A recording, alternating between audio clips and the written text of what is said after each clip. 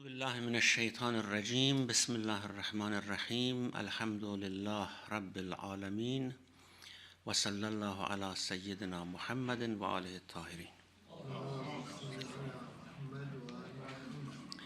Verse number 67 of Surah Baqarah. وإذ قال موسى لقومه إن الله يأمركم أن تذبحوا بقرة قالوا أتتخذنا هزوا قال أعوذ بالله أن أكون من الجاهلين. And remember when Moses said to his people, indeed Allah commands you to slaughter a cow. They said, do you take us in derision? He said, I seek Allah's protection lest I should be one of the senseless. Now this is the start of a relatively long story in Surah Baqarah, and this is the story of the Baqarah, or the cow, which Banu Israel were to slaughter to find out about a mysterious murder. And this is why this surah is called Baqarah. It's because of this story, and relatively longer than other stories mentioned about Jews and Banu Israel, and this is why it has become actually a subject to give the name of the surah. Now the story, of course we'll go through the details. The story was as such that one man was murdered among different tribes of Banu Israel, and this should have happened probably either before or after the event of summary calf. And it's when in the desert the Banu Israel had their own tents and their own places. Now one may say it may have happened even when they were still in Egypt, but it's far-fetched, it's not probable. The story was as such: one man was murdered by either his nephew or his cousin. The story gives it in two ways. One is that there was a very rich man, an old man, who had a nephew. So the nephew was waiting for his uncle to pass away to actually have the inheritance, and apparently he didn't pass away, so he killed him. And he took the body near one other tribe of Banu Israel and left it there near the places of one other tribe of Banu Israel, and actually accused them of killing the uncle. Some stories say that it was his cousin.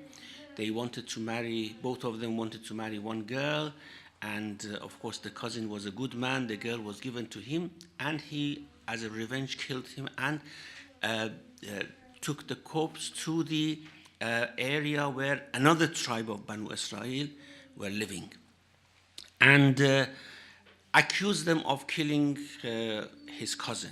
In both cases, of course, the accused tribe and this person, they started to argue, and it became a sort of tribal argument between the two.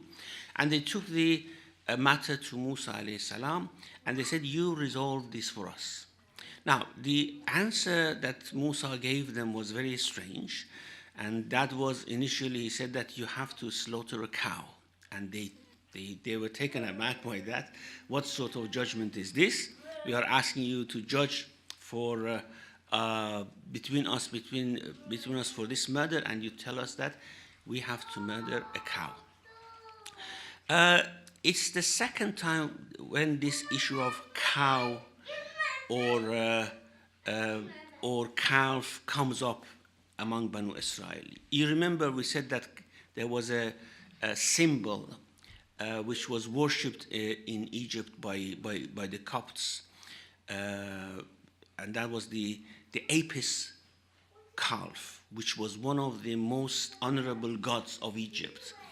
And the Banu Israel had started to worship that cow beside Allah, thinking that that cow would give them blessings and would give them whatever they wanted, would fulfill their wishes.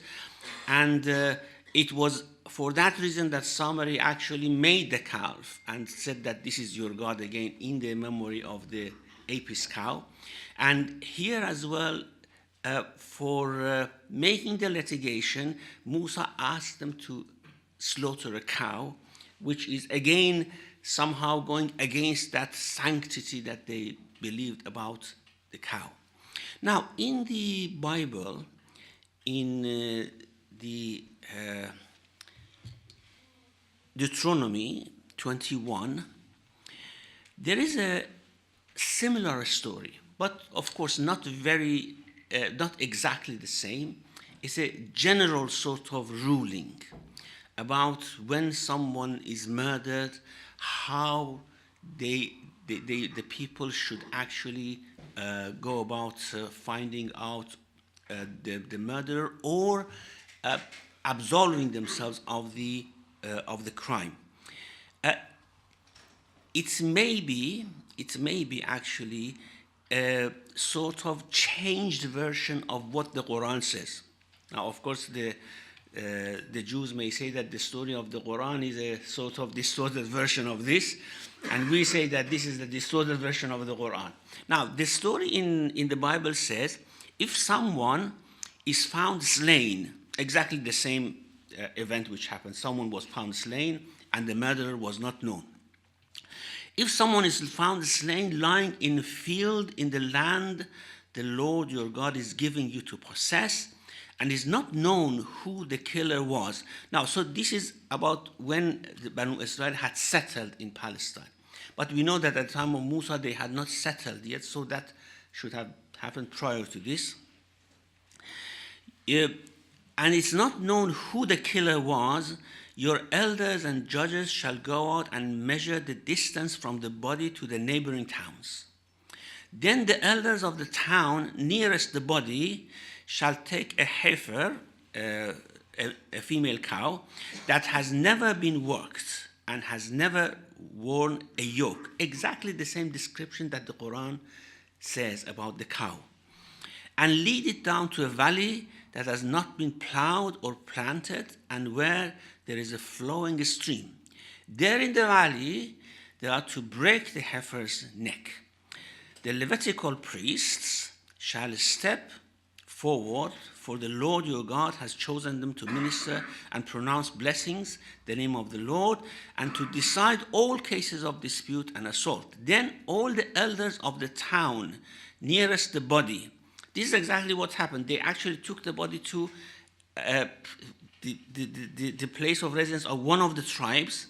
So then all the elders of the town nearest the body shall wash their hands over the heifers whose neck was broken in the valley, and they shall declare, our hands did not shed this blood, nor did our eyes see it done. Accept this atonement for your people Israel, whom you have redeemed, Lord, and do not hold your people guilty of the blood of an innocent person. Then the bloodshed will be atoned for, and you will have purged from yourselves the guilt of shedding innocent blood, since you have done what is right in the eyes of the Lord. So this has become a general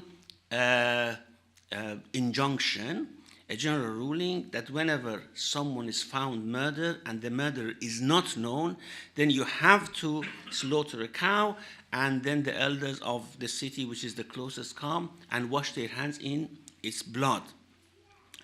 As I said, this is not exactly what the story of the Quran says, but it shows that there was some connection between the murdering and the slaughtering a cow in Banu Israel, which probably has stemmed from this story, or maybe this general ruling was taken from the story at the time of Musa, thinking that every time that this happens, one should do the same thing. Now, what the verses of the Quran say is this: وَإِذْ قَالَ مُوسَى لِقَوْمِهِ. So the story actually starts from upside down. The beginning of the story is not mentioned, is mentioned at the end. وَإِذْ قَتَلْتُمْ نَفْسًا فَادَّارَأْتُمْ فِيهَا. And when you killed someone and started to dispute about the murderer. So the beginning of the story is mentioned at the end. The end of the story is mentioned at the beginning to make it actually more interesting, the way, and explain the way they treated Musa about what he actually, how he conveyed the message of God to them.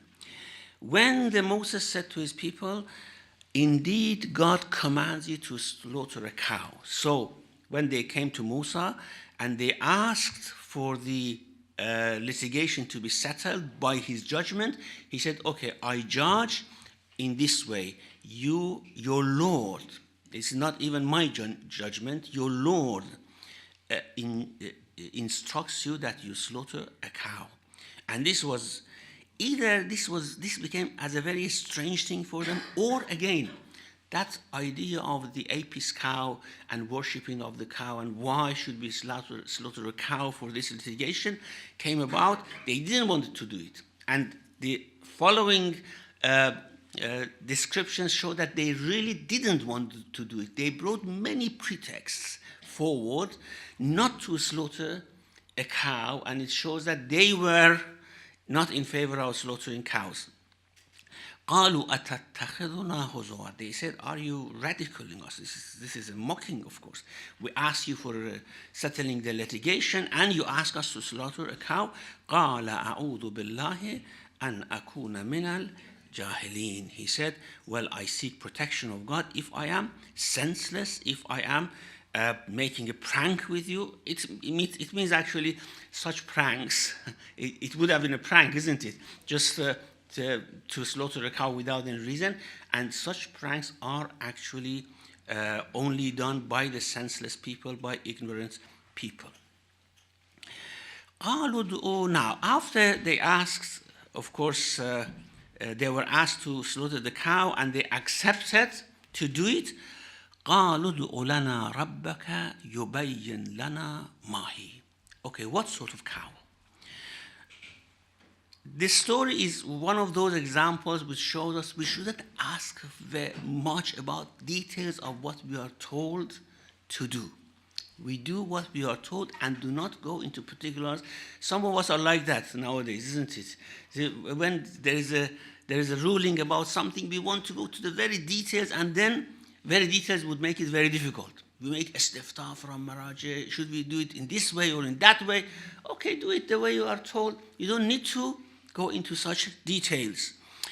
قالوا ادع لنا ربك يبين لنا ما هي. Okay, what sort of cow? They said, invoke your Lord for us that he may clarify for us what she may be. What sort of heifer? قال, now, of course, it is making it more and more difficult. قال إنه يقول إنها بقرة لا فارض ولا بكر. فارض means old in age, and بكر is, of course, very young cow. لا فارض ولا بكر, a young female cow, a heifer, which hasn't given birth to a calf, and therefore is بكر. لا فارض ولا بكر أوان بين ذلك. أوان means middle-aged, not very old, not very young. أوان بين ذلك فافعلوا ما تؤمرون. Now do what you are commanded. Don't ask anything else. Go find a heifer, find a cow, and which is not old in age, not young in age, and middle age, and do what you are told. قالوا ادع لنا ربك يبين لنا ما لونها. This reminds us of some people, really, of some people who ask irrelevant questions all the time and make things more difficult for themselves and for others. Even in the Quran, we have this incident that when the injunction about Hajj was revealed, that وَلِلَّهِ عَلَى النَّاسِ حَجُّ الْبَيْتِ مَنِ اسْتَطَاعَ إِلَيْهِ سَبِيلًا.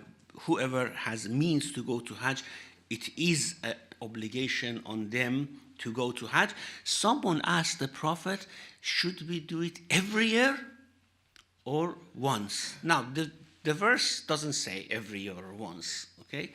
And the Prophet said, why you ask? Don't ask. It is just left it for you vague so that you are at ease. If I answer you that you have to go every year. Can you do it? Can you go everywhere, every year, really? And we have this verse in Quran, يَا أَيُّهَا الَّذِينَ آمَنُوا لَا تَسْأَلُوا عَنْ أَشْيَاءَ إِن تُبْدَ لَكُمْ تَسُؤْكُمْ وَإِن تَسْأَلُوا عَنْهَا حِينَ تُنَزَّلُ الْقُرْآنُ يُبْدَ لَكُمْ. Do not ask about things that if the answer comes to you, it will put you in hardship. You don't like it. And when the Quran is being revealed, you ask, it comes. The answer will come with a revelation, and then you will be put in hardship. This is what Banu Israel did for themselves, with themselves, in the story of this cow. قالوا ادعوا لنا ربك يبين لنا ما لونها. Call on your Lord that he may clarify for us what her color may be. He said, she is a cow that is yellow. إنه يقول إنها بقرة صفراء فاقع. فاقع is bright in hue, a very bright yellow. لونها تسر الناظرين, pleasing to the onlookers. So now this made the cow very special. A very special cow, yellow, bright yellow, shining yellow. You have to find this. Now, because this was very difficult, قالوا ادع لنا ربك يبين لنا ما هي إن البقرة تشابه علينا وإنا إن شاء الله لمهتدون. They said, now, what is a cow? Now they are actually doubting about the meaning of a heifer. What is a heifer? Or, this is one meaning which Allama Tabatabai actually says, that now after philosophizing about this injunction, okay, we have to sacrifice a cow, and okay, do we really have the right definition of cow? What animals fall in the category of cow? This is one meaning of it. The other is that, okay, we have many cows which are yellow cows. Which type of yellow cow? These questions show that they really didn't, they were very reluctant to do it. They didn't want to do it, so they just wanted to put hurdles or bring pretexts not doing it. قالوا ادع لنا ربك يبين لنا ما هي إن البقرة تشابه علينا. Now, we hope وإنا إن شاء الله لمهتدون. We hope that by asking these questions, we can find the right cow to slaughter. Now, you don't need to find the right cow to slaughter. God just told you, Musa just told you, slaughter a cow. إِنَّ اللَّهَ يَأْمُرُكُمْ أَن تَذْبَحُوا بَقَرَةً. Any cow. Now that you ask, okay, I make it more clear for you, and it becomes more and more difficult. Now, regarding Inna Insha'Allah la Muhtadun, Fakhruddin al-Razi mentions different meanings for it. From Ghaffal, Ghaffal al-Shashi, who was one of the very famous exegetes, who was a student of Tabari. And Fakhruddin al-Razi actually quotes from Ghaffal very much. He actually mentions four different aspects of meaning. I mentioned two of them here. He says one of them is Inna Insha'Allah ala hudan fi istiqsa'ina fi su'al an awsaf al-Baqarah. That's, we hope that by asking, we are not opposing the instruction of Allah. We want to really know what is that which God wants from us. And the other meaning is that Inna Insha'Allah la Muhtadun, by doing this, by asking these questions, we hope that we are guided to the murderer. Who will be the murderer? قال إنه يقول. Now that you say that the Baqarah, إن البقرة تشابه علينا, this cow is confused for us. إنه يقول إنها بقرة لا ذلول تثير الأرض. This should be a cow. She should be a cow that not broken to till the earth or to water the tillage. So it's not yet at the age to do these things. لا ذلول تثير الأرض ولا تسقى الحرث مسلمة لا شية فيها. Shia is a blemish in the color, so it should be sound, quite healthy, not ill, and there shouldn't be any blemish in it. قالوا الآن جئت بالحق. Now look how they spoke to Musa. Now you are talking. Until now you were not talking. Now you are telling us the right thing, that what cow it should be. Now have you come up with the truth? And they slaughtered it, though they were about not to do it. Now they were about not to do it, meaning that they were putting all these questions to actually particularize the cow in a way that it couldn't be found. They didn't really want to do it. And that's why they asked all these questions. Or they almost couldn't find this cow with all these particular features, the color, the not having a blemish, quite healthy and sound, and all these qualities are very difficult to come together in one cow. So almost they couldn't find the cow to do it. وَمَا كَادُوا يَفْعَلُونَ. Now, all these questions, as I said, were because they really didn't agree with the slaughtering cows, because they were respecting the Apis bull in Egypt, and they didn't want to somehow change that attitude towards it. There's one other interesting thing here. And in finding this cow, which you probably have heard the story, in finding the cow, okay, they looked everywhere. A cow which is middle-aged, a cow which is not yet yoked for work, a cow which is very bright yellow, and in this very bright yellow, there is no blemish, 100% yellow in color. How could they find this cow? Now, they searched everywhere, and they found the cow owned by one young man. And that young man said that, I'm not going to sell this cow. I want it. This is given to me by my father. So they raised the price to something which was for the whole tribes, the two tribes which were actually disputing, was so high for the whole community to pay the price, and they had to buy it because Musa had told them, you have to slaughter this cow. Now, the story of this young man, as it mentioned in narrations, is that this young man was someone, a very pious person, and he respected his father so much, to the extent that once there was a very, very good bargain to buy something for a price, and he was very eager to do it. When he went to take the money from the safe in the house, he saw that his father is sleeping, and the key for the safe is under his head, his pillow. He didn't want to wake up his father because of the huge respect and love that he had for his father. The person said, either you pay me cash now or no bargain. He said, I give you 10,000 more, and I give the price to you just a few hours later. He said, no, either now or I go and sell somewhere else. He said, okay, no problem, I don't want it. He didn't wake up the father.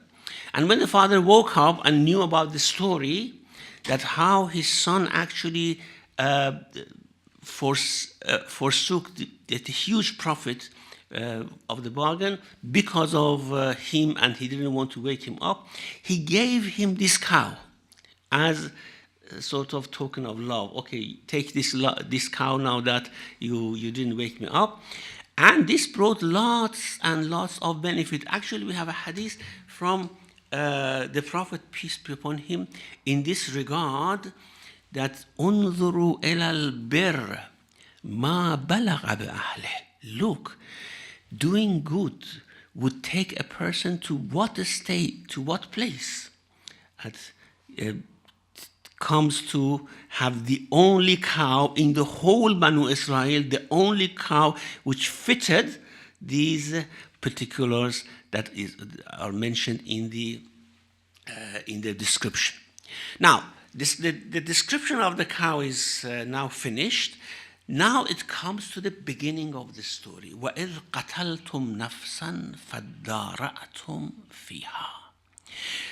If you remember, these are all in line with the criticism of the past history of Banu Israel. That you did this, you did that, you did that. And the Jews in Medina are actually blamed for it because they boasted about it. If, of course, something wrong happens in the history of Muslims or Jews or Christians and they apologize for them, or they do not accept it, they do not endorse it, okay, there is no blame. But if, for example, we Muslims boast about the time of Banu Umayyah, we say, look, we had this time of glory at the time of Banu Umayyah and Banu Abbas, for example, we made great civilization, then people may come us and tell, do you know what did Banu Umayyah do? Do you know what did Banu Abbas do? What, for example, crimes they committed on humanity, on such and such? Do you know that Banu Umayyah killed the grandson of the Prophet, for example?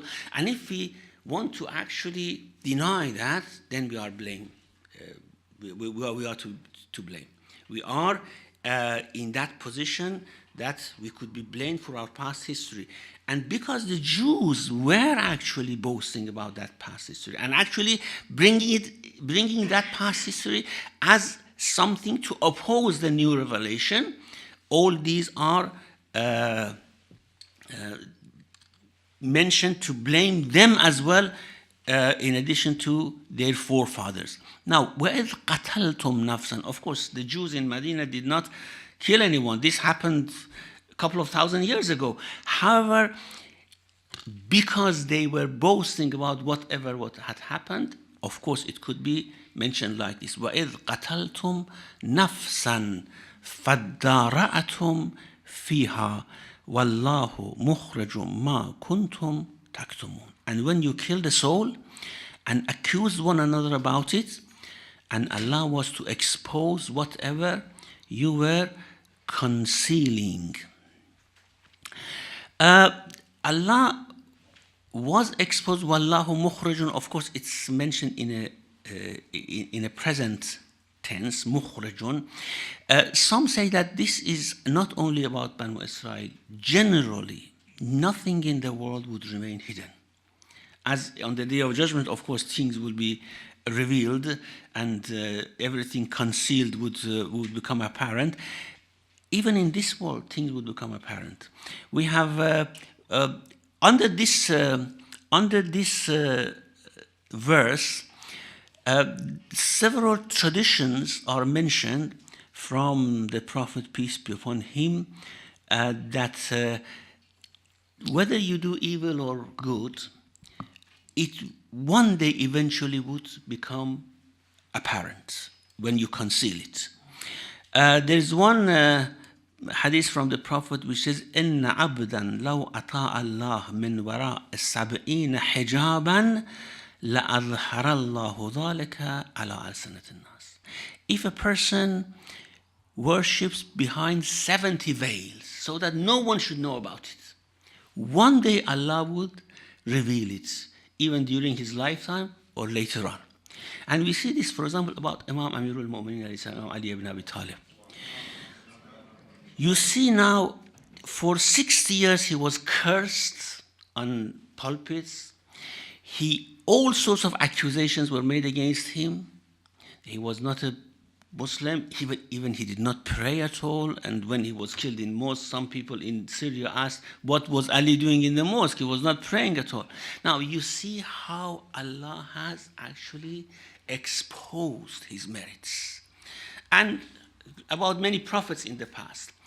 And in our society as well, when we do charity, good works, we don't want no one to know about it, but eventually Allah, Ya man adhar al-jamil wa satar al-qabih. This is your habit.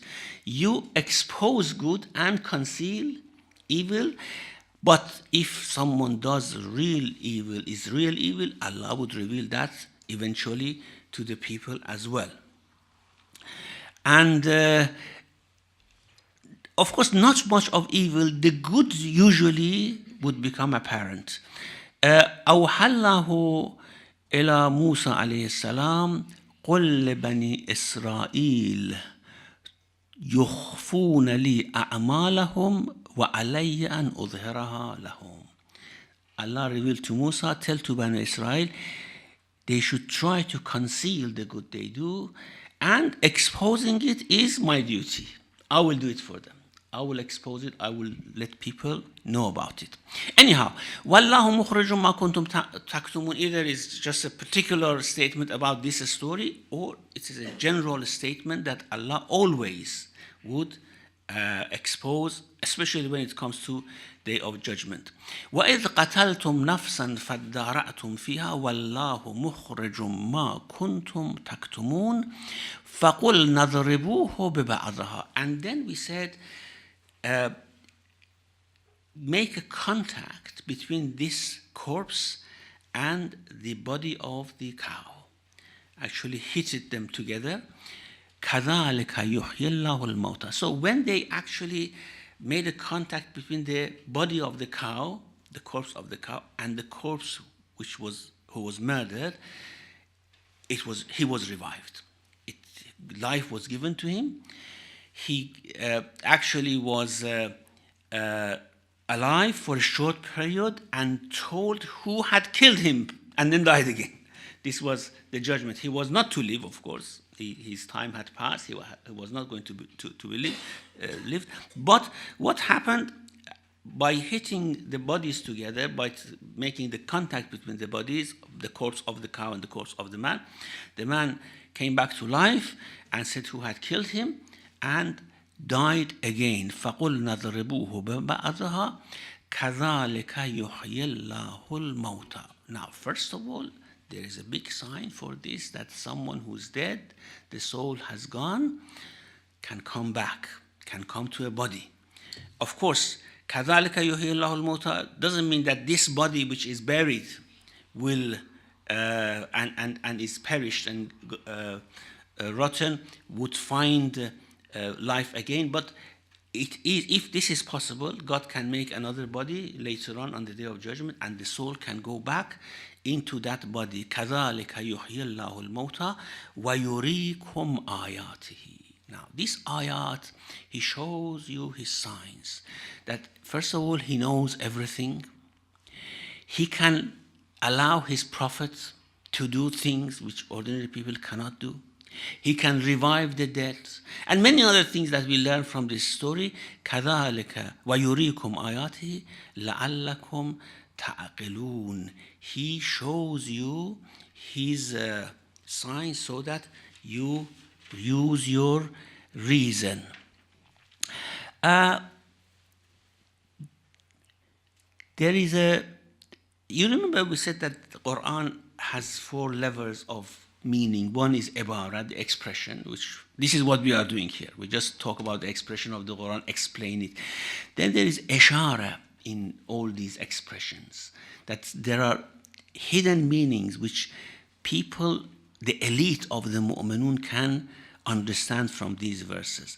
Then after ishara are lata'if, the very subtle meanings which are not something that you can talk about or you can describe when you understand them. It just is a very personal, private meaning given to a heart of a person when they recite the Quran and they are pure. And then there are haqa'iq, the real meanings of these verses, which are given only to Anbiya. Now, sometimes the mystics try to find isharat in the verses of the Quran. Now, isharat is very common to find in different verses, and all the irfani tafasir commentaries which are written, they are actually trying to bring out isharat, allusions to different things. You hear one thing, it alludes to something completely different. They have tried to find that and mention it. Of course, lataif and haqa'iq are things which cannot be mentioned. They are not something to come into words. Qushayri, who's one of the mystics of the 5th century, has a tafsir, Lata'if al-Ishara. Actually, the name of the tafsir is very interesting, Lata'if al-Isharat, the subtle allusions in the Quran. He says that here, if you think about the whole story, Amara biqatl haywanin, Allah has instructed them to kill an animal, to slaughter an animal. فجعل سبب حياة مقتولهم قتل حيوان لهم. Now, Allah has actually made the killing of this animal the cause for the revival of that person. Now, صارت الإشارة. What is the ishara in this verse? Is that if you want the life of your heart, you have to kill the animal of your soul, of your nafs. The nafs, the lower soul, is like an animal. It is animal, of course, because it's only is after the material desires. This animal of the self, if you kill that animal, then it can give life to your hearts. إن من أراد, what is the ishara here? إن من أراد حياة قلبه لا يصل إليه إلا بذبح نفسه. Anyone who wants the life of his heart cannot reach it unless with the sacrifice and slaughtering his lower self. بالمجاهدات يحيا قلبه بأنوار المشاهدات فمن ذبح نفسه بالمجاهدات يحيا قلبه بأنوار المشاهدات. Anyone who kills that, then the heart will see things which other people cannot see. The lights of مشاهدات would come. وكذلك من أراد الله حياة ذكره في الأبد أمات في الدنيا ذكره بالخمول. Also, if someone, Allah wants to make his name known to everyone until the end of the world, should actually kill his own desire for fame in this world. And again, we see that there are many people who have worshipped in isolation, and Allah has made them famous in all faiths, in Christianity, in Islam, and others. So these are some isharat that we can gain from this story. Also, there are stories, mythical stories, built around the Quranic stories, which one of them I mentioned here with regards to this story, something reported as from Ibn Abbas, Abdullah ibn Abbas. Of course, it is not from Abdullah ibn Abbas, certainly. But as I said before, because Abdullah ibn Abbas was the highest authority in tafsir and hadith, anyone who wanted to fabricate something would say Ibn Abbas has said it. Well, of course, the poor man didn't even know these things are going to be fabricated against him. Said that إن صاحب بقرة بني إسرائيل طلبها 40 سنة حتى وجدها. They looked 40 years to find such a cow. Now, it's against the whole story, isn't it? Because the story says they came for litigation, and they said, Musa said, slaughter a cow, and they made the contact between the two corpses, and then he said who had killed him. After 40 years, what's the use of it? It's against the whole context and the actually expression of the Quran. Like the story they make about Yusuf alayhi salam, that the price was for Yusuf, for selling Yusuf, was so high that everyone in Egypt came to buy him. They couldn't, and then an old woman, I don't know whether you have heard this story, an old woman came with a very small amount of money, and they said, well, they are not going to sell Yusuf to you. And she said, anyhow, I want to be in this queue, that's fine. If I'm in this queue, it's fine, I'm one of the buyers of Yusuf. Well, it's exactly and very expressly against the whole verse of the Quran, which says, فَشَرَوْهُ بِثَمَنٍ بَخْسٍ دَرَاهِمَ مَعْدُودَةٍ. Just a few dirham they sold him. Now, these stories are made, why? To actually glamorize the events which have happened in the Quran. Now, after this, after we actually revived that person, and that person gave testimony to who had killed him, and of course the issue was settled, ثُمَّ قَسَتْ قُلُوبُكُمْ مِنْ بَعْدِ ذَلِكَ. Then your hearts hardened. After that, inshallah, we'll discuss this next week. وَصَلَّى اللَّهُ عَلَى مُحَمَّدٍ وَآلِهِ الطَّاهِرِينَ. Thank you much indeed, Sheikh. We now open the floor for about 15 minutes to further the discussion or clarify any matter. Any brothers, sisters willing to start the debate? Or, yeah, one question there as well.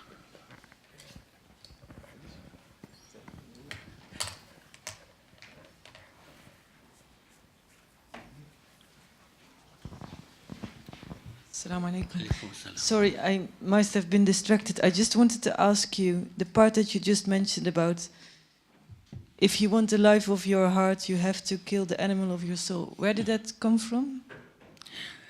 This is an allusion from the verse that they wanted the man who was killed, who was murdered, they wanted him to come alive and bear testimony, and they killed an animal for that person to come alive. Now, here Qushayri says you have to kill the animal of your lower self to give life to your heart. Qushayri. Qushayri was Abu al-Qasim Qushayri was a famous mystic and exegete of the 5th century. Yes. Assalamu alaikum, Sheikh. The cow story is always mentioned since our youth as an anecdote to say don't ask too much. So of course you were here when we No, don't ask useless things. The biggest, worst prevalent masala we have now is about Eid, of course, so I will not go into that. Is about? Is about the day of Eid and Eid, the sighting okay. of the moon. So we wouldn't go into that because exactly something similar happened to it in our own lifetime. Yeah. My question is regarding the killing of animals. If, for example, a human thought evolution over the last 2,000 years, if somebody claims that we are now at that stage where we do not have to take the life of an animal, like the vegans amongst us, who would say shedding blood is not necessary, it does confuse matters when it comes in Quran in clear black and white that you should kill an animal. Now, is it possible that there will come a time where this will not be necessary and we should be enjoying the fruits of the animals as opposed to slaughtering them? Can you see such a time Well, coming? we are not allowed to kill any animal, of course. An'am, this is camel, cow, and sheep, goat, cattle. They are mentioned in the Quran as created for human beings to consume. أَنزَلَ لَكُمْ ثَمَانِيَةَ أَنْعَامٍ. He has actually created them for you to do it. And this is what Allah says about it. Now you may say, I don't agree with Allah that is created for us. That's another story. Or you may say, my compassion is more than compassion of God, so I don't want to do it. But anyhow, it's not compulsory for us to eat them, but Allah says, I have created them for you. So if somebody has created GM foods enough to feed the whole world and animals do not need to be slaughtered, would that still be true? Could we not survive without killing animals? You see, it's not because of a scarcity of food that we eat these animals. Of course, since all people could have been vegetarians and they didn't need if they wanted to, they didn't need. But, of course, Allah says that this is created for you and you have to use it. Why should you let them to become old and crippled and...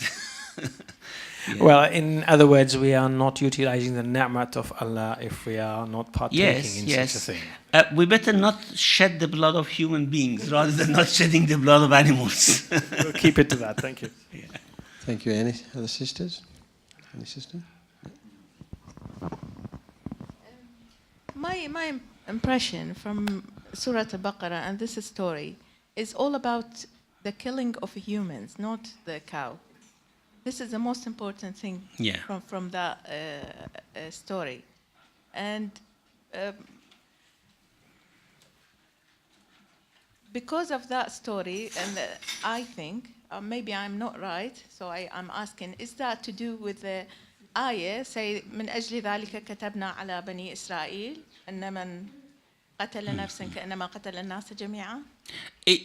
Well, that comes as a consequence of killing of Qabil, of Habil, yes, of course. Yeah, of but killing they of a say human being. Bani Israel. He mentioned Bani Israel in that, Yes. and that's why the Surah Al-Baqarah is the biggest surah in the Quran, and name it with Baqarah. I mean, it's a very important thing. It's not the killing of Baqarah; it's the killing of human beings. Yeah. It's a very nice allusion. That's ishara. It's Ishara. It's an ishara. Yeah, very good. Thank you. Thank you. Any brother? Thank you. Yep. Yes, can you pass it in? Can you press the button on the top? Assalamu alaikum. Assalamu alaikum. Going back to this cow thing, could it be the other way around, that the Jews here wanted to understand exactly what sort of cow they should be killing, rather than killing a cow and then you tell them, oh, that was the wrong one anyway, or it didn't work or whatever. So they were trying to get information properly before actually going and finding a cow to kill. Why is it that you blame these guys all saying, oh, you just didn't want to do it? That's why you kept on asking. Well, because the verses very clearly says, at the beginning, Musa told them, فَافْعَلُوا مَا تُؤْمَرُونَ. Do what you are told. Do not ask more questions. Do, at this stage that I say, a middle-aged, do it. Don't ask about other things. And then at the end, he says, وَمَا كَادُوا يَفْعَلُونَ. They almost was not doing it. So these would imply that they were not willing to do it, and all these questions, and all these questions were to somehow make the cow something probably which did not exist at all on the earth. And eventually it was only one cow that they found with all these particulars. Yeah. Thank you. Any sisters? Any brother? Shaykh, it seems that the cow was regarded as a sacred animal by Bani Israel. Yes, it was a heritage from Egypt, yes. In Egypt, there was a god which was symbolized by a cow. And they were worshipping it in Egypt, actually. And that's why all these things happened with regard to Samiri and the calf and worshipping the calf made out of gold. It's all the actual remnants of their ideology from Egypt. So, just a minute.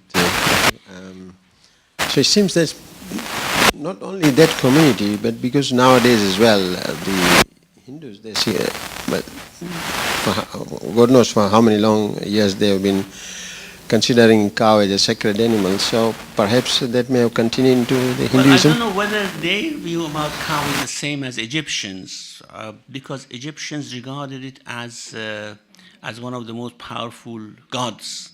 I don't know whether Hindus do that, or it's just because of the respect for the blessings which cow gives. I don't know. I'm not very well aware of that. Nor am I. Yes, sister. You'll have to press the button at the top. That I just press this one. Yeah. You mentioned that in the Bible, the story is it's a bit different. Like when they do the sacrifice of a cow, they kind of make an oath and tell the truth. Is that right? Yeah. Can we verify if this story is right or authentic? This one of the Bible. Of the Bible. Well, of course, it's like all other parts of the Bible. We cannot say because there is an idea, like they were avoiding when in the story in the Quran, they don't want to do the cow because they want to admit the murder, and because they don't want to lie under oath. Yes. As a whole community. So they know that they will be punished if they do. Plus the murder itself, if they lie under oath, there will be more punishment. So they want to delay that. Can we say that? We may say that, and that instruction in the Bible, as I said, it may have origins in this story at the time of Musa alayhi salam. That this happened, and later on, they thought, of course, it was only Musa who could do that, give life to the dead by making the covenant. Exactly. What I'm saying, of course, Musa can know who's the murderer, who's the killer in this case. Not necessarily, no. Not necessarily. If he knew, he would have actually judged. But he didn't want to tell because he wants them to come up with the truth themselves and to train them to deal with murder in the future or any other occasion. Yeah, that's true. It's true even if Musa knew it. It's not necessary that he should have known it, okay? Yeah. But even if he knew it and he would have told them that this tribe is the murderer, for example, or this man, they would have denied it. They would have, no, we haven't. Yeah. But when the man came back to life himself and testified and died, there was no room for argument anymore. But as you said, yes, this was actually something which was... And the evidence, there is an evidence when the man comes from death and say something, this is evidence that this is the killer. If Musa say that, there will be no evidence. People wouldn't have accepted. I think the community trained to look for evidence in these cases. This is it's a beginning of kind of qada. Yeah, that's true. That's true. Thank you. Thank you. Any brother? Yes, Bismillah. Just to clarify, you said that it's possible that this story from the Quran was taken and put into the Bible. So are we saying... No, not from the Quran was put in the Bible. Well, you said it was... No. This story may have happened at the time of Musa, but there was no mention of it in the Bible, okay? However, that instruction later on came as something which was originated by this story, which had happened. We know that because it's mentioned in the Quran, it happened at the time of Musa, okay? Now, it's not mentioned in the Bible. However, later on, they thought that, okay, in any murder, this is the injunction. You have to slaughter a cow, and people come and make an oath. So the story, that injunction may have originated from this story. The real story, not the one in the Quran. Yeah. Thank you. Any sister? Anybody? Any brother? Any brother? No? Thank you, Shaykh Muhammad wa Ali Muhammad.